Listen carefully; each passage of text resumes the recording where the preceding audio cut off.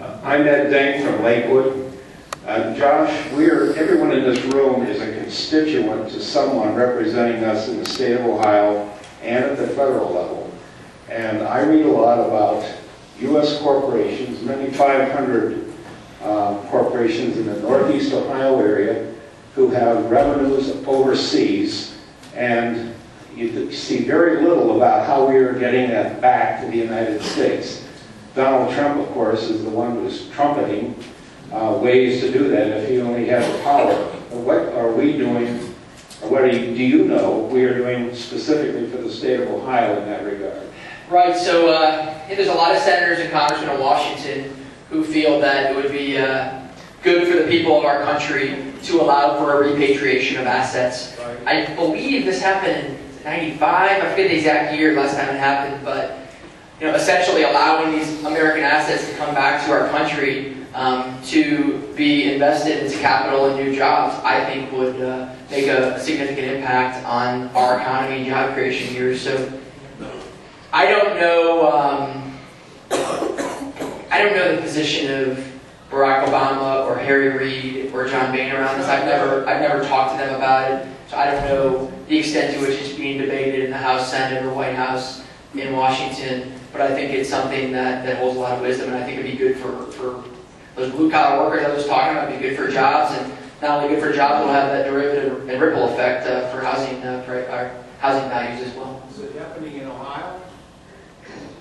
It's a federal issue. What's your position? My question was with my position. I support it. I think we should a repatriation of assets to allow for America that's abroad to. So we can reduce the tax on it and bring it back home? You have to. I mean, that's the.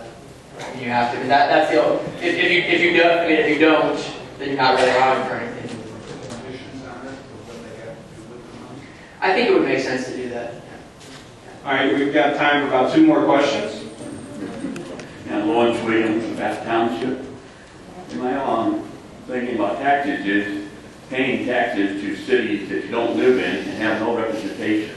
I think if the city wants to tax a person who lives in the city, there ought to be a way in which the person has the right to vote in that city, so we have a say in how that money is spent. Like in Akron, which we pay money to, we get to pay for the new school buildings. Big issues. So, yeah, I've talked to people who moved to Ohio from other states, and they get here and they're like, wait a second, there's a state income tax? And then you tell them yes, and they say, wait a second, you got to pay city income taxes where you live? Yes, and they say, wait, hold on. You got to pay city income taxes where you work as well? And people come from other states and they're shocked to hear it.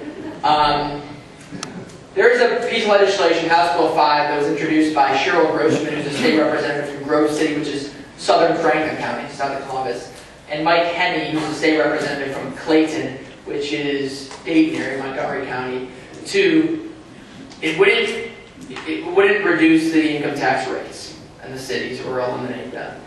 It would bring simplification to the municipal income tax system, which is not enough, but I think it's a positive step in the right direction. Right now, we are the only state in the United States of America that allows every single city to establish their own rates, their own regulations, their own forms, and their own rules.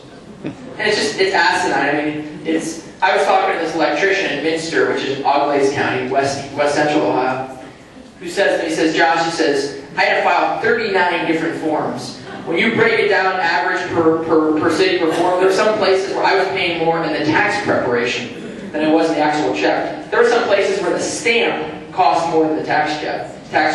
And he said it's just unfriendly to small businesses. And others have made the point to me that while a lot of the larger companies don't like it, they can afford to have armies of compliance officers and attorneys and accountants. It's really the small businessman or woman that gets crushed, because they just don't have the money to, if you're like a plumber working out of your van, an electrician working out of your van, you're someone who's maybe selling goods out of your basement, but you're traveling around to sell them, and you end up over the course of a year doing it in 50 different cities. I mean, if you're a 1 or 5 or 10 person business to figure out the tax rules and regulations for all those different municipalities, and it's prohibitive towards to growing your economy. So Let me throw in your business, I should say. I have a young man here in the front row who wants to ask a question. Yes. One of the big issues for particularly young people is education, and I know that other governors and treasurers in this country, like Bobby Jindal in Louisiana, for example, have done school choice with vouchers and charter schools.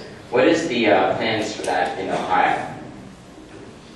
So Ohio is a good state when it comes to the environment for school choice.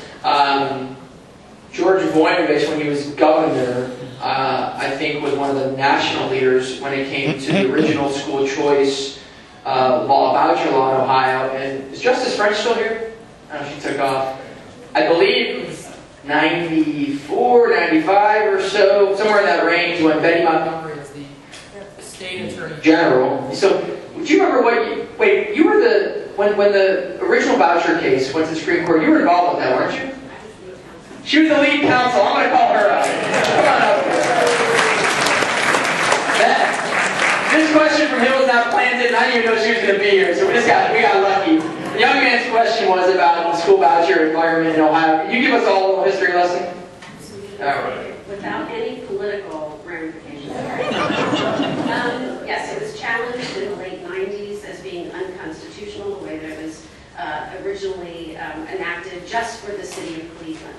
That was challenged in both federal and state court, and I was privileged, Betty Montgomery allowed me the privilege of being lead counsel on behalf of the state of Ohio to defend what was then called the Cleveland School Vouchers Law, and it was upheld by the United States Supreme Court. A majority of those 5 unelected individuals upheld the state law as being constitutional. So since then, I didn't hear your question, but since then, school choice has been allowed as constitutional in both Ohio and really set nationally for school vouchers. So that all the iterations that it has gone through since then are as a result of the Cleveland School Vouchers case that happened here in Ohio. Does that answer the question? Great. So let me fundamentally get to the school choice environment and where it's gone in Ohio and why I believe in expanding it. I'm a product of public schools. I went K-12 public schools. My sister went K-12 public schools. My mother went K-12 public schools. My father went K-12 public schools. My mom worked in the public schools for over 20 years, and my sister currently works in the public schools. I'm a strong supporter and believer in public education.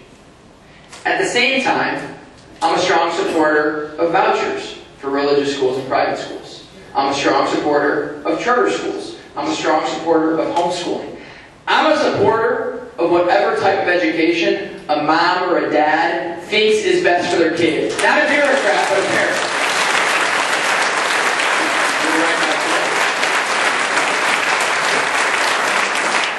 And this issue, I'm sorry, sir, this issue, this isn't like a Democrat or Republican issue. It's a civil rights issue. It's an issue because when you look especially in poor areas, whether it's rural or urban, there's a lot of people where their only ticket out, their only opportunity for upward mobility is that education. And if you have a single mom or a single dad in inner city Cleveland that says, for discipline reasons, academic reasons, safety reasons, or a combination of the three, I don't feel comfortable sending my kids to this public school in my area, and I want to send them, use a voucher to send them to a Catholic school or send them to a charter school, that mom should have that decision. There shouldn't be someone in Columbus or in Washington asking them questions in the third degree. We should trust that parent more than a bureaucrat in Washington or Columbus to make that decision. So to answer your question, the environment in Ohio for school choice is actually one of the best environments in the country. Ohio is a leader, as Justice French mentioned, in the 90s. The governor, to his credit, I think has done good work when it comes to school choice. There's a legislator down there named Matt Huffman, who's from Lima, which is in west central Ohio, has been a strong leader on this. Frankly, there's been a lot of there's good leaders on it. And not just Republicans, there's been Democrats as well. And this is one of those issues that I think can bring together people across the political spectrum because it's not a partisan issue. It's one of those issues that it's about what's best for kids. And if you can take a step back and ask what's best for kids and answer that question, I think people across the political spectrum would agree what's best for kids is giving the parent a choice of where their kids can go to school. Yes, Josh. How many, are we okay on time, or what's the... Yeah, we've got about 2 more questions. All right, we can take a few more than that. My name is John Newhouse. I'm from Strongsville. Josh, we followed your campaign last year. You're a very impressive young man. Sadly, the wrong guy won. Sorry about that. But I have a question here that might also, I'd like to get Judge French's opinion as well. In 2007, January, the country took a major step backwards. Things were sort of mediocre at the time. We weren't sure about how Bush was doing it. When Nancy Pelosi took the gavel and Harry Reid took the Senate, things really went from bad to worse. And of course, we got Obama, went to really bad, and now we're at really worse situation. It's very hard to describe our state in any kind of positive terms. And it's very hard to conceive of a solution where we can stop the growth of government and bring it back to control by the people.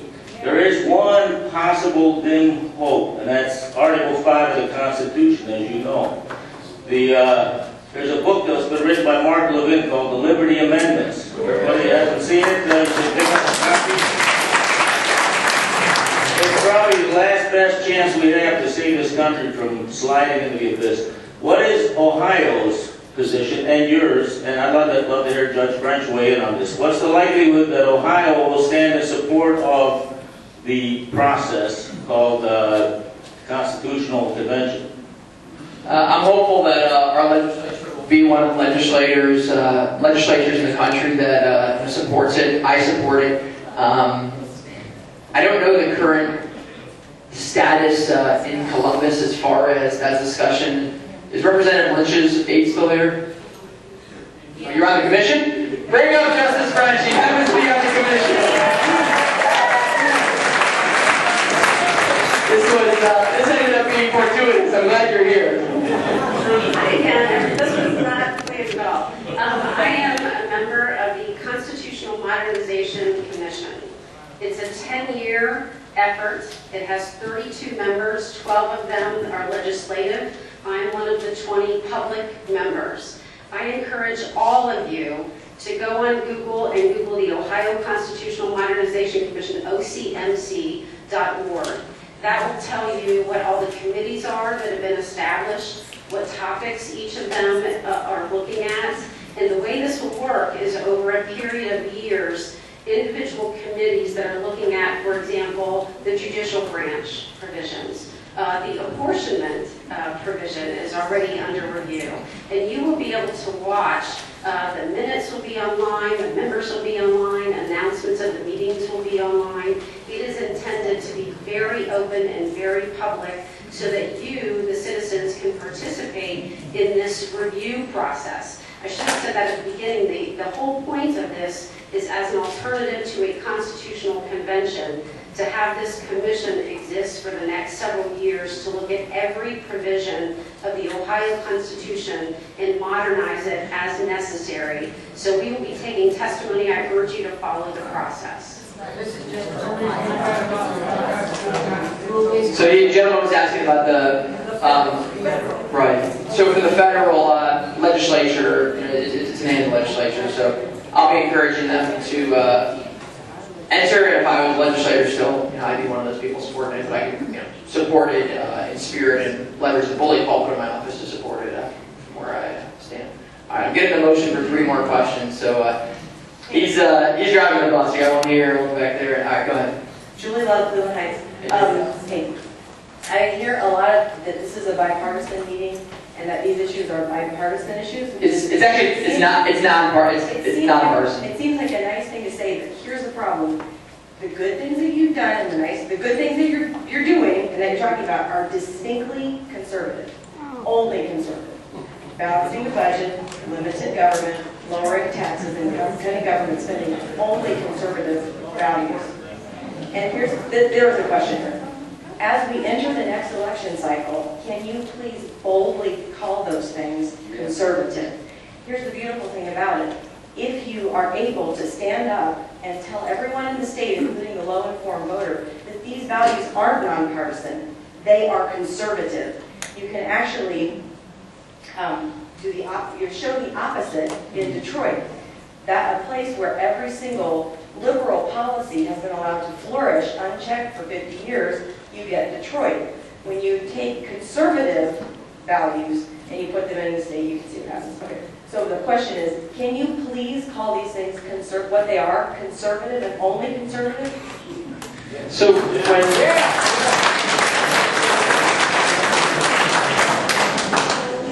the folks introducing the event mentioned, and I mentioned as well, that it's nonpartisan. It's nonpartisan because this organization that's put it on is a not-for-profit organization, and the status of their organization is a nonpartisan organization.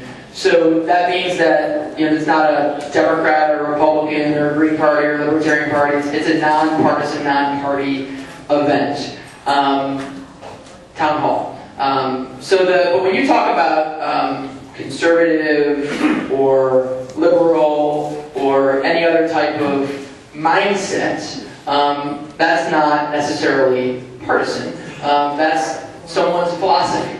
And at an event like this, we can talk about philosophy and public policy all we want. And so I'm proud. I'm proud to be a conservative.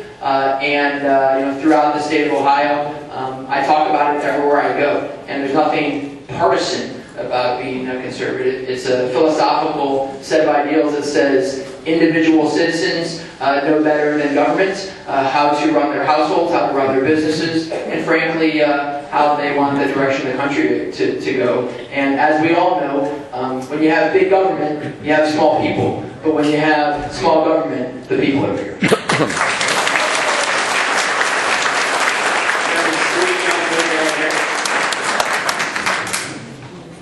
Josh Mandel, I congratulate you for all the knowledge that you're sharing with us tonight, because you've got a room full of septuagenarians and octogenarians who are just loaded with centuries of information that we want to share with our future grandchildren.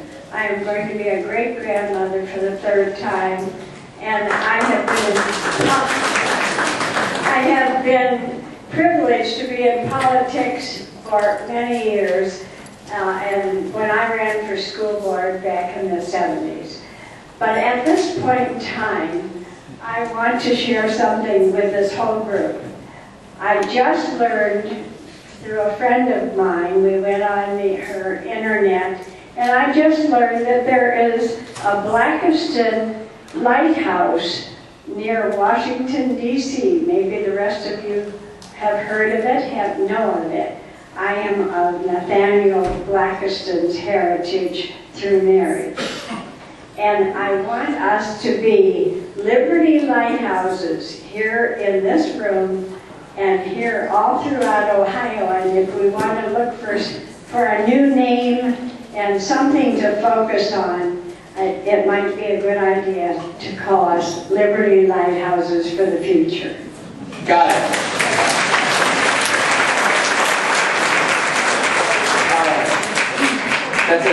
I really like that. We're not going to count as a question, so we got 2 more, and then we. I'm trying to extend this as long as possible to get more people ask questions. All right, so real quick, Josh. Yeah. I was more disappointed with your loss for the Senate seat than I was with Romney's loss. Okay, we lost a good person, not having you in the Senate, especially with having Ted Cruz there now and Rand Paul. I no longer trust John Kasich. I no longer trust Jim Renacci, my congressman. If you ever decide to primary John Kasich for governor, I will be behind you 150%.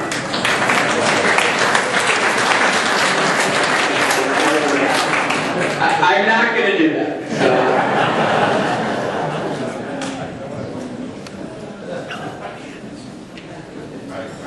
Change the tone a little bit. I imagine that as a financial executive in state government, you also keep your finger on the pulse of how business is doing in Ohio. And I was wondering what you felt would be the net impact of fracking in terms of like percentile increase in state revenue. How big is fracking going to be for Ohio? It's a good question to end on. When you look at North Dakota, right now in the Bakken Shale Formation, they have about 2% unemployment. I read an article that said that McDonald's workers out there, I believe if I recall correctly, they're getting paid to $15 an hour, $18 an hour. They can't build homes fast enough. There's guys living out in tents in the middle of the, in the open there. And the people are driving 6 and 8 hours just to get to work. It's an economic revolution up there. That's in the Bakken Shale. In the Eagleford Shale in Texas, you have activity like that. Also, to a certain extent, in the Haynesville in Louisiana, and in the Marcellus, right next door in Pennsylvania. My vision is for that to be Ohio as well. In the Marcellus and in the Utica. Because the price of natural gas is relatively low now, there's not a ton of activity in the Marcellus, which is mostly gas, and the Utica is where you have some of the wet gases. But my hope is, as the price of natural gas will most likely inevitably rise, that there will be more activity. The dollar amounts that these oil and gas companies are paying to landowners there is incredible. I've heard stories of people getting paid up to $6,000 per acre, and they're getting, I think, around 18% gross on what comes out of the land. And so in places like Tuscarawas County, Columbiana County, Harrison County, Guernsey County, Monroe County, Noble County, and some of the poorest counties that were some of the poorest counties in America and in Ohio, there's incredible new generation of wealth. There was an article, I think it was in the Plain Dealer maybe this week, right in one of the state newspapers, that talked about the projections versus reality. And I think some of the drilling has been less heavy than predicted, but I think a lot of that's the product of the price of natural gas. But these companies, a lot of the big oil and gas companies out of Texas, Oklahoma, and some, I think, with investments throughout the world, are active in the state of Ohio. And I think this is an industry that can help rejuvenate Northeast Ohio, not because they're doing drilling for oil and gas here in Brecksville, but because in Lorain County, they just added around 100 new jobs at U.S. Steel to make pipes and tubes and to make steel for pipes and tubes and components related to oil and gas. In Youngstown, for the first time in 50 plus years, they put a new steel plant online. Vietnam Star out of France, building components and steel for oil and gas. And so I think a lot of the derivative jobs, it's not just men and women who are working on and around these rigs, it's folks who are driving water trucks that's used for the fracking. There's a company called Fairmount Minerals in Geauga County that they make sand. And the sand that's used in the blasting for in the hydraulic fracturing process it's their sand, their kind of sand. And this company's doing very well. It's created a lot of jobs right here in Northeast Ohio, and that's right here in the Cleveland area. Here's what I think is important. First and foremost, it needs to be done in a responsible way, a way that protects the air we breathe, the water we drink, and the environment for our kids and grandkids.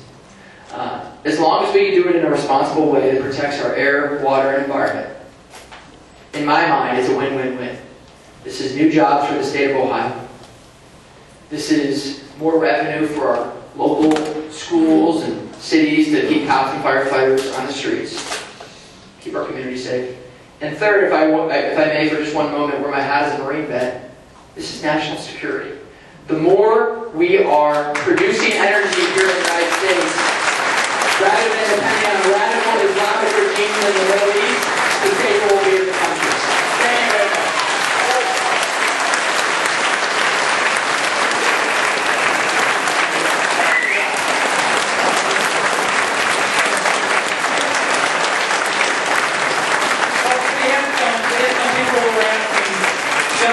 About the website for the Constitutional Commission, and she has that for you. It is www.ocmc.ohio.gov, and there's a tab called Submit Your Ideas. Okay, before we wrap up, we'll do the last thing we always do. We always have a raffle here. And if anybody else wants to buy a ticket, I don't know if we have time, but there are 4 tickets to the Cleveland Indians versus Kansas City, September 10th. I guess we'll just draw for that. Anybody else want one real quick?